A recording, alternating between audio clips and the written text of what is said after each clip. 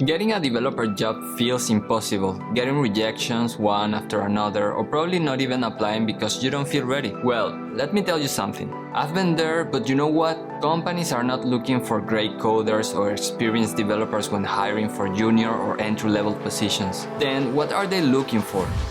Hey friends, I'm Esteban and here to help you land your first developer job. Let's talk about something I see many aspiring developers are not aware of, and probably you're not getting your first developer job because of this. I've seen many people stress out because either they feel they don't have enough knowledge to apply for a developer job, or the other way around, where they feel they have all the technical knowledge and still don't understand why they are not getting that job. So what I'm about to share with you is something I've learned throughout the years. And the most amazing part is that this has served me not only for my first developer job, but for any job forward.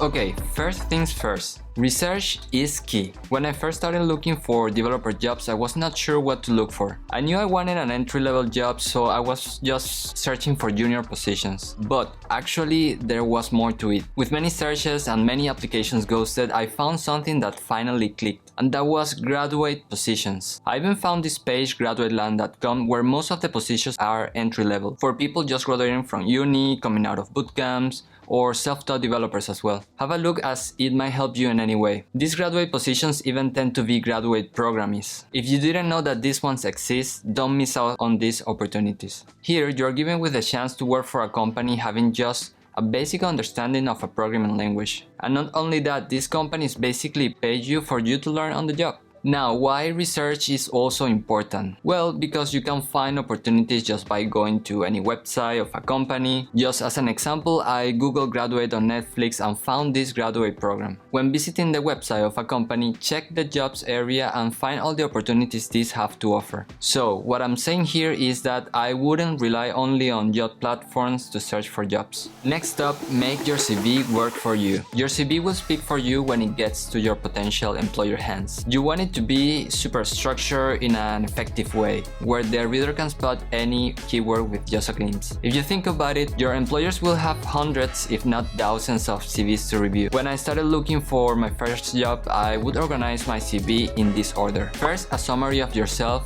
This one I wouldn't make it stand out so much, if I be honest. Second, my skills, super important. Third, my projects. And fourth, my studies. And if you have some kind of internship, you can place these ones just before your studies. I won't go in depth about each of these areas in your CV because I think this topic would require a video for itself. But something I do want to say now, because I consider it super important, is how you should organize your skills, because your employers will be looking for these keywords. One thing I do is to place the list of my skills at the top area of my CV and sort them from the ones I have more experience with to the list, or more relevant to the job to less relevant to the job. It is a good idea not to make an extensive list, as the reviewer should locate straight away the skills he's looking for. Okay, the next thing you may want to do is to keep your doors open. When you are just applying for your first job, you don't set your terms. You don't want to filter your opportunities. You want to maximize your chances. Because what is it that you really need when starting? I can think of probably two main things. One being commercial experience, and second, money. So apply for jobs no matter if they are in office or remote, no matter if they use another programming language you haven't learned. You'll for sure learn on the job. That's what your employers need to know. They need to know that you have the right attitude. And talking about the right attitude, employers are looking for someone that has the willingness to learn on the job. Probably a company would hire you more because of what you can learn with them rather than what you have to offer now. Always show your hunger. Show how much you want to learn on the job. Trust me. The first developer job I got was to work with Java applications, even though the programming language I kind of knew the basics of was JavaScript. But this didn't stop me from getting this job, as I knew that I just needed to gain experience. And hey, maybe I could like Java more than JavaScript. Well, it didn't happen, but I learned something new, and that's super valuable. Even more when you are just starting. The takeaway here is be proactive and take on any challenge. This is probably one of the most exciting stages in your career, but one of the hardest as well. Next topic, prep for interviews. Okay, this might be obvious, I know, but we really need to prep for interviews. Putting aside the technical part, you should also prepare for competency-based interviews. These are the kind of interviews where you're asked how you performed in a certain situation in the past. For example, one common question is, what big decision did you make recently? How did you go about it? Not every company has this kind of interviews in their hiring process, but I've had many where this is the case. So you might want to do a thorough research on the company you're interviewing with. I'll go and check if they have any interview process section on their website, like we see Netflix has on its page. Also, I'll check the values of the company, as they most likely will ask you questions where they'll expect you to give answers aligned to their values. Additionally, remember that you'll be interviewed by people, not robots. This is your chance for you to tell your story. You might get your employer's attention by saying something like, I'm changing from my HR job because I've always been interested in creating solutions that help people.